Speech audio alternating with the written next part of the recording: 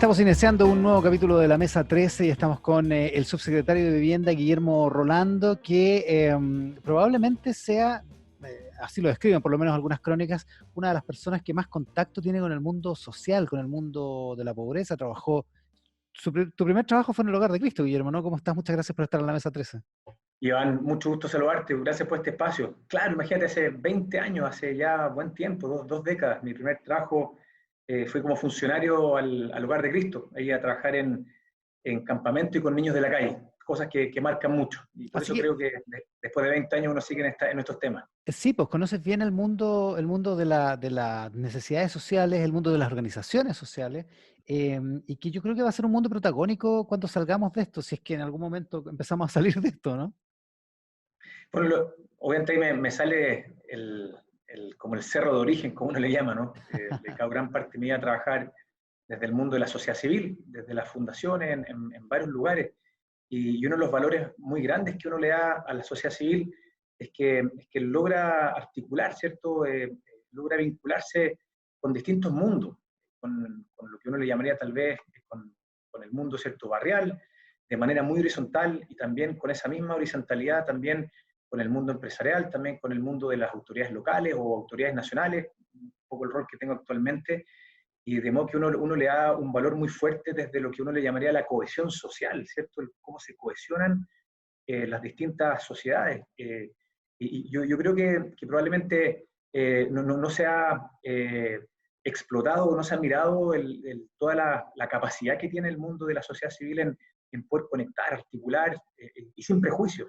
Mm. Eso creo que es un valor muy grande, que a veces en nuestra sociedad lo echamos de menos. Y en ese mismo sentido, ah, déjame hacer un enunciado a ver si me lo aceptas. Esta crisis de pandemia, esta crisis de salud, que se va a convertir también, o se está convirtiendo ya en una crisis económica profunda, es imposible desligarla, al menos en sus efectos, de la crisis del 18 de octubre y todo eso. Si eso es así, ¿son las ciudades que tenemos, las ciudades que hemos construido, parte del problema? Yo considero que parte de está justamente en cómo hemos ido construyendo las ciudades. ¿Y por qué? Y para poder explicarlo el por qué lo creo de esa manera, porque eh, muchas veces se definen, si quieres la parte más académica, tienen muchas definiciones, pero las ciudades muchas veces se definen como aquellos lugares de organizaciones colectivas donde los seres humanos debiesen al menos suplir sus necesidades básicas, al menos, ¿cierto? Como primer esquema. Y después hay una teoría ya más desde el poder potenciar todo lo que son los desarrollos, las capacidades de cada uno. Y lo que nos ha pasado a muchos, ¿no? Al conectar ahora la pandemia, es que como que vuelve a aparecer esa herida que muchas veces uno creía que estaba, no te quiero decir resuelta, porque era iluso decir que estaba resuelta, pero mucho más encaminada. Imagínense que, Eso, encaminada, sí. claro, y tú te das cuenta que en muy pocas semanas, mira la crisis que tenemos ahora, no estamos hablando que llevamos 7 años de una crisis económica o desde el punto de vista de un virus que nos tiene paralizados hace 7 años. En prácticamente 8 semanas tú te das cuenta, luego ahora se me mezclan muchas cosas de los roles que me ha tocado generar o trabajar en la vida, en realidad. Imagínate, un tercio de los campamentos en Chile hoy día tienen dificultades con temas de agua. Imagínate, tú dices, pero si ya estábamos bien encaminados y te das cuenta que se ha avanzado mucho, mucho, pero nos falta. Y otras cosas que lo sabíamos, pero que duele mucho al verlo, que la cantidad de personas o familias que tienen sus ingresos basados casi que en el día a día o máximo semana a semana máximo. Entonces, cuando uno pide pues, para cuidarse, por favor, quédense en la casa, después se sabía de alguna manera, pero ahora se vuelve a visibilizar. Es cuando uno, por ejemplo, en vivienda le llamamos a los campamentos invisibles y los campamentos visibles, ¿cierto? ¿Cuáles Y son el los invisible, campamentos invisibles? por ejemplo, Iván, es todo lo que uno le llamaría el mundo del allegamiento, el mundo del hacinamiento, Perfecto. que estás en un fondo de patio y que es también y que con mucha dificultad en el día a día y a veces con una pequeña dificultad adicional, a veces no tienes otra que irte a un campamento. Entonces esto está súper conectado, lo visible con lo invisible. Lo que yo creo que nos pasa a todos con esta crisis es que gran parte de ese mundo, te lo pongo muy genérico, entre nosotros nos toca trabajar en el día a día y estamos muy vinculados incluso hasta de las emociones, pero que para gran parte de la sociedad estaba invisibilizado, ahora vuelve a aparecer. Y ahí te das cuenta que, para conectarlo con el tema de las ciudades, es que nos falta mucho, o sea, cosas que estaban encaminadas, la verdad que nos falta mucho más para poder resolver temas básicos. ¿Porque se desencaminaron por la crisis o porque efectivamente estábamos viviendo una especie de ilusión autocomplaciente, digamos? No, no, yo lo que yo veo es que fuimos construyendo en muchos casos equilibrios muy Ya.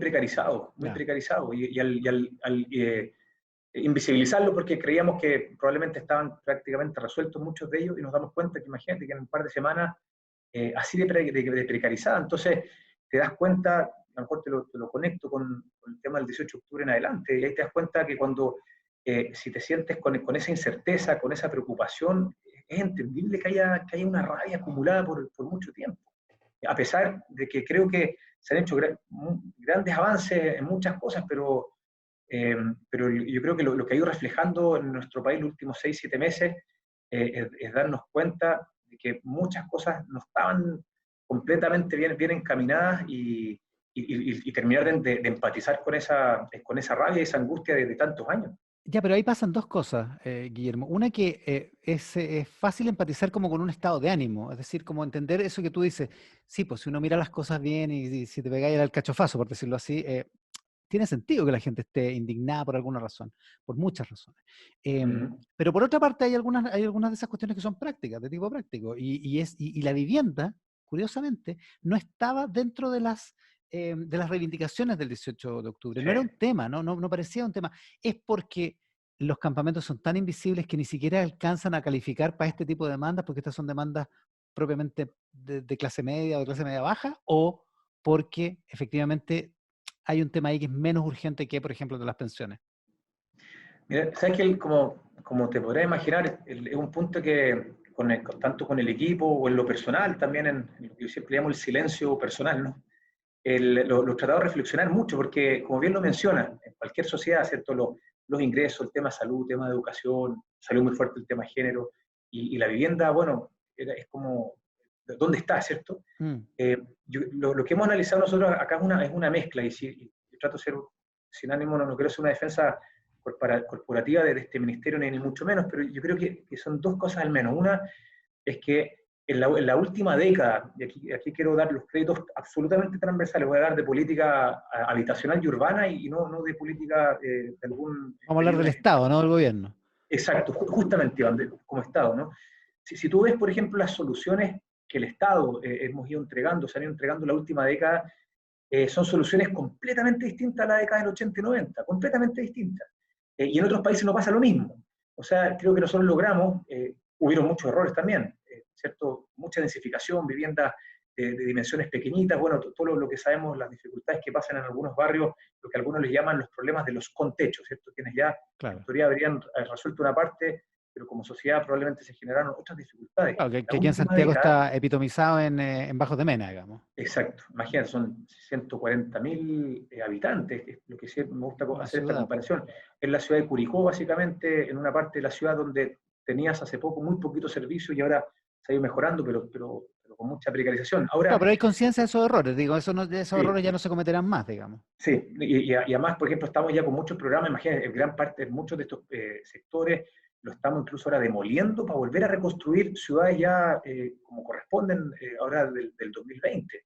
Y no solo en Bajos de Mena, ¿no? En Rancagua, Vicuña Maquena, quienes nos estén escuchando, en Viña del Mar, con Glorias Navales, que sé yo, muchos proyectos como en las Américas, en Talca, en muchos lugares, ¿no? Pero ahora volviendo, Iván, a lo que tú planteabas, y que a mi juicio es bien central. La vivienda, por ejemplo, que va entregando y con coesfuerzos de alguna manera, ¿cierto?, el Estado, en la última década ha mejorado mucho en dimensiones, en terminaciones, en el loteo mismo. Se ha ido mejorando, falta mucho obviamente, pero se ha ido mejorando incluso hasta en localizaciones, en los equipamientos. Entonces la percepción que nosotros tenemos es que quienes ya logran tener algún beneficio desde esta cartera, la mayoría de los casos termina bastante, no quiero ocupar la palabra de agradecimiento, de eso absolutamente lado, no, que quedan conforme decir, ¿saben qué más? Este estándar de vida, por lo menos lo que uno le llama los umbrales mínimos, Mm. desde lo urbano y desde lo espacial que le llamamos, ya queda bastante cubierto. Yo creo que hay algo ahí. Ahora, por otro lado, todavía nos queda números más, números menos, cerca de, que bastante, nos queda cerca de medio millón de hogares, ¿sabes? Medio millón de hogares que tiene problemas habitacionales, que básicamente muchos de ellos, como el 80% de ellos, requieren tocar la puerta acá al Estado para resolverlo. Es decir, entonces y lo Porque otro están creo, perdona, porque están en campamentos, porque están viviendo allegados, porque esa es más o menos la situación, ¿no? O así es, porque la son tres vivienda que... categorías, tal cual, ese es campamento, ¿cierto? O una vivienda muy precarizada, es allegamiento, los segundos núcleos que le llamamos, ¿cierto? O es hacinamiento, son tres categorías, Ya, ¿cierto? ya. Muchas personas de esas tres categorías, ¿Y ahí uno hay las va con... 500.000 familias? Así es, son 500 Pero es mucha mil hogares gente. en el país, Claro. que de acuerdo a las distintas cifras que manejamos, el censo dice 400.000, pero la CACEN ya habla de 500.000 y nosotros creemos que eso incluso puede ser incluso levemente más, pero lo que te refleja, y te pongo un paréntesis, en la mitad de la década de los 80 era 1,4 millones de hogares, más o menos, Ya. con un déficit habitacional. O sea, la verdad que hemos avanzado como país mucho, pero nos falta mucho todavía. Ahora, lo otro que ha ayudado de alguna manera dentro del contexto es que se intenta de que muchas de estas políticas públicas sean con las familias. Le abrimos mucho las puertas, no solo aquí en el Ministerio Central, sino los serios de Arica Magallanes, con los comités nos sentamos con ellos, que creo que también hay un tema que es esencial, que las personas vean al Estado más cercano. Muchas veces las instituciones, a veces estamos muy lejos tú lo mencionabas muy bien en los campamentos. Los campamentos, por ejemplo, es muy raro que un grupo de familias de campamento vaya directamente al Estado. El Estado tiene que ir donde son las familias más vulnerables, a los adultos mayores, y que tú no vas donde el adulto mayor, es mucho más difícil que el adulto mayor sepa exactamente qué hacer, cómo postular. Así que Exacto. creo de nuevo para resumirlo, es que en la última década se ha mejorado mucho. Eh, Todavía falta bastante, así que siempre hay como muy conscientes de lo que ocurre. Y lo otro, los potenciales beneficiarios en gran parte sientan de que hay una cercanía que creo que también ayuda a darte cuenta de que hay otro que está trabajando junto contigo y no sientes este estado lejano, frío que probablemente te pudiese llegar a ignorar. Eso creo que ayuda bastante también. Todo eso que estás planteando tiene que ver con por qué estamos conversando en este programa, porque este programa, la Mesa 13, estamos con Guillermo Rolando, el subsecretario de Vivienda, tiene que ver con cómo vamos a salir después de la crisis, digamos, lo que va a pasar en la post-pandemia y en cómo nos vamos a recuperar. Em, y da la impresión, Guillermo, que lo que tiene que pasar es que primero se recupere la confianza social. No hay, probablemente no hay filósofo en el mundo que mirando los movimientos de protesta alrededor de muchos países en los últimos años no diga que el factor de la confianza entre segmentos sociales y esa confianza rota es un detonante muy, muy masivo. Y la pregunta precisamente es eso, es cómo hacer desde el Estado que los ciudadanos recuperen la confianza en él. Y a mí, y por eso me quise entrevistarte, porque me llamó la atención una anécdota que contaste en una entrevista en la revista del Sábado, hace un tiempo, donde contabas Mm. que habías desactivado una protesta y los dirigentes de los campamentos te decían, si no dejamos la cagada, nadie nos pesca, básicamente, ¿no? Es que Iván, ese guante hay que aceptarlo, hay que reconocerlo. Y se entiende, o sea, gran parte o sea, de la rabia, ¿cierto? Primero, el sentir que no tienen las mismas oportunidades. Me imagino que eso da para unas conversas y entrevistas de muchas personas. Ese guante hay que recogerlo. Y lo otro, esta sensación de la invisibilidad. Esa frase tiene razón y la he comentado un par de veces y te lo puedo contar por muchas experiencias que generalmente me entero por el rol actual que me toca de que hay un problema grave en un lugar porque ya algo había explotado y después te das cuenta que principalmente porque no se habían escuchado. Por ejemplo, en unos minutos más para contarte ya cosas así del día a día. Imagínense, vamos a tener una reunión con 61 comités de La Pintana a través de las redes, ¿ah? De Zoom. ¿Ya? Y hay un proyecto enorme que Iván, tú seguro lo que conoces muy bien todo lo que pasa acá también en Santiago, el sector, por ejemplo, de La Platina. Imagínate un terreno enorme, enorme ahí en la zona sur de Santiago que hace muchos años nos ha costado un mundo que se pueda destrabar por una serie de variables y finalmente se logra destrabar.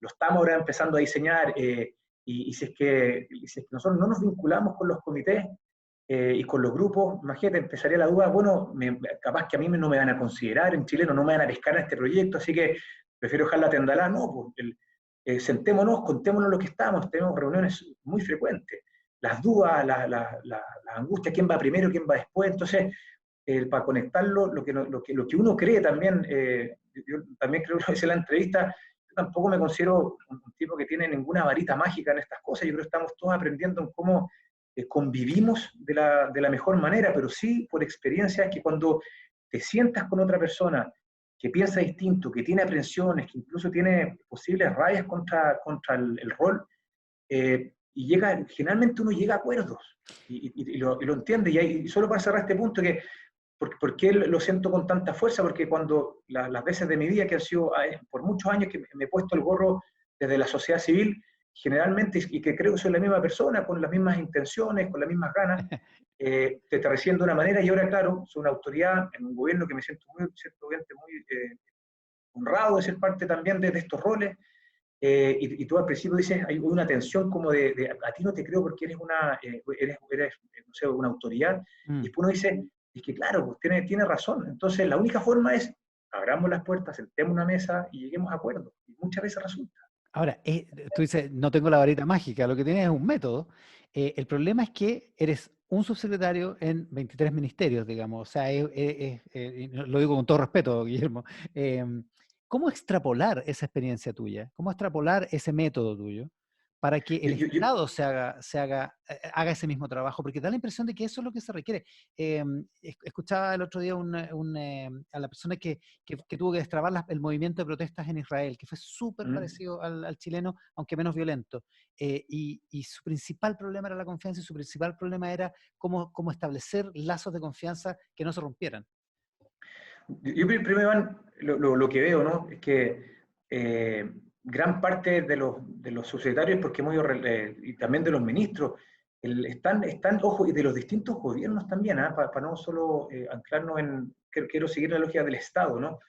Están las sensibilidades. Ahora, claro, el cómo nos sentamos en cada una de las temáticas, ¿no? Hay otra cosa que también es importante, a lo mejor, claro, si es una persona que tal vez tiene una cierta expertise en una temática, pero hay otras autoridades que tienen otras expertise que son igual o más relevantes también para llegar a acuerdos. Eso yo creo que también es bueno ponerlo a la mesa. Me acuerdo de una entrevista, alguien me preguntaba hace no tanto tiempo de que el Congreso, imagínate, con todo lo que eventualmente se le cuestiona al Congreso, si tendrá la capacidad, ¿no?, de poder construir o aportar a lo que es la cohesión social. Y lo que uno observa es que el Congreso, a lo largo ¿cierto?, de nuestra historia reciente democrática, a mi juicio sí ha estado siempre a la altura cuando corresponde. Ahora, yo creo, Iván, que desde las intenciones, desde las miradas, probablemente como tú lo planteas, tiene que haber una bajada, a mi juicio, yo lo observo, en gran parte de los ministerios se está haciendo y con mucho esfuerzo y muy bien, desde las distintas partes probablemente, sin hablar de un método, pero que sea la praxis, ¿cierto? Ya, Que pero, hay que sentarse pero si eso es así, permanentemente. si ¿Ya? la gente, si ustedes se están sentando, ¿qué Mm. pasó entonces? ¿Por qué llegamos al 18 de octubre? Bueno, porque hay que recoger un guante. No sé si históricamente se hacía de manera más masiva. Yo mismo que lo quiero, para no hablar de que aquí en vivienda probablemente, no sé, o se hace bien y en otros lugares, yo creo que ya lo que yo decía en esa entrevista, para que varios comités digan que si no dejamos la cagada no me pescan, es porque nosotros somos los primeros que tenemos que tomar el guante y que a lo mejor lo que hacemos es insuficiente también. O sea, a mí no me basta con decir, mira, es que me voy a juntar ahora con 61 comités y ayer la verdad que le di cuarto tiempo a esto porque creo que es lo que hay que hacer, pero me doy cuenta que es insuficiente también. Eh, entonces, ¿cómo se lleva, claro, de una... y lo otro que también es importante, a mi juicio, porque para que las confianzas se construyan es de ambos lados, y esto a nivel de amigos, de pareja, de pegas, imagínate, ni hablar en ponernos de acuerdo como sociedad. Imagínate, nosotros tenemos reuniones bien frecuentes con grupos que piensan muy distinto a uno, muy distinto, y los preacuerdos es sentémonos, pero al menos démonos el espacio de que yo voy a confiar en ti y que tú confías en mí también. Porque si no está ese mínimo, también nos va a costar mucho. Y aquí, para que yo no solo suene como el tipo que lo intenta buscando siempre las cosas positivas, insisto que trato de mirarlo siempre la vida un poco de esa manera, pero no soy ingenuo. Hay grupos acotados de que no tienen eso en la ecuación, que la ecuación no es Ya. quiero construir confianza, no, es al revés. te quiero votar, y probablemente viceversa. Y eso, obviamente, bajo esos esquemas, es casi imposible que lleguemos a un acuerdo. A mí lo que me llena de mucha ilusión es que con grupos tan diversos, con la mayoría sí se logra al menos esta mirada inicial. ¿Sabes qué más? Démonos al menos un espacio que yo creo voy a confiar en ti, pero tú tratas de confiar en mí, y veamos si llegamos a un acuerdo. Y la mayoría de las veces sí se logra. Y eso es lo que uno trata de poner a la mesa como una esperanza para cómo vamos saliendo todo de todo lo que ya está ocurriendo en nuestro país. Probablemente porque estamos en la parte final de esta entrevista, Guillermo, porque entiendes que vivimos un mundo desigual y a veces injusto, a veces irracionalmente injusto. Me gustó la historia que contaste en esa misma entrevista en el Mercurio de tus dos amigos de Copiapó, Así, que terminaron muertos porque el mundo es injusto. Uno terminó muerto en medio de la violencia callejera narco y otro terminó muerto porque se enfermó en la cárcel, digamos. O sea, así es. representan simbólicamente lo más triste de la marginalidad, digamos. Y claro, si uno piensa que a veces que gente de la misma edad de uno tiene una suerte totalmente distinta porque nació en otro lugar y en otras condiciones de cuna, resulta que da la impresión de esa situación de base tiene que cambiar. Es razonable que cambie, ¿no?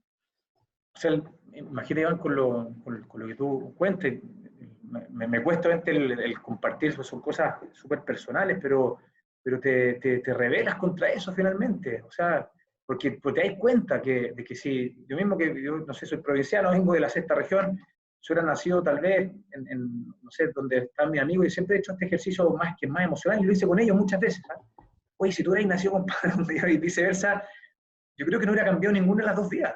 El, el, el EPI estaría siendo entrevistado por ti, y Claro. yo no estaría acá. Pues. Entonces tú decís, puta, te da rabia, te da rabia. Ahora, creo de que si tú desde la rabia construyes, eh, no se logra mucho, es lo que yo creo. Entonces, el cómo, entendiendo, ¿cierto? Imagínate esto mismo, que las vivencias, y esas son las más cercanas, y he tenido otras más también, pero esas son cercanas, porque fueron personas también muy, que las vinculé después con mi familia, imagínate, con mis hijas, Mm, con mi señora, o sea, que pasan a ser parte de tu familia, y claro. cuando se te van, y se te van, me refiero de la vida, por algo que es estructural, por la injusticia, algo estructural, claro que te revela. Ahora, creo que la segunda reflexión, ahora, ok, eso ocurre, y es imposible irte a dormir cualquier noche de tu vida desde ahí en adelante, después de 20 años, créeme que no se te olvida eso, porque no se te puede olvidar, pero después tú dices, ¿cómo construyes para que eso no vuelva a ocurrir? Y creo que no es desde la rabia. Y ahí vuelvo un poco a lo que hemos ido conversando entre todos, al sentarse, al desprejuiciarnos, ¿qué hay que hacer? Créeme que yo me voy a esforzar por lo que tú necesitas, pero dame ese espacio de creer en mí también. Y ahí donde está hoy día muy tensionado nuestro país, y eso hay que reconocerlo. Y a propósito de eso, la última pregunta, Guillermo, ¿seremos capaces cuando esto pase, cuando volvamos a la calle, cuando volvamos a habitar la ciudad, de habitar y construir ciudades más justas, ciudades mejores? O sea, lo primero es que yo creo que hemos aprendido de errores, hemos aprendido de cosas muy positivas, como hablamos hace algunos minutos, ¿cierto? Temas técnicos de nuevo, las dimensiones de la vivienda, la mejora, qué sé yo, pero el cómo construimos la ciudad, que lo hemos hablado mucho con grandes expertos. Acá en Chile, a mi juicio, hemos ido replicando un poco el modelo de la hacienda.